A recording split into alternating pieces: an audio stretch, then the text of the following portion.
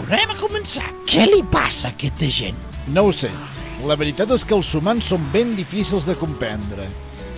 De vegades penso que tenen massa potència al cotxe i massa poca al cap. Ens ho deixen tot ple de fum, de contaminació i de soroll. I no només això.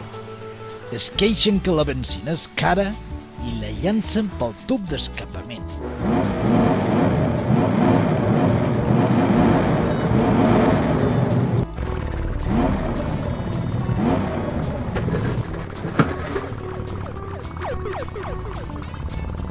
Mentre el cotxe vermell s'ha acabat tot el dipòsit, Al cotxe blanc encara li queda la meitat del dipòsit aproximadament. Treu tu mateix les conclusions.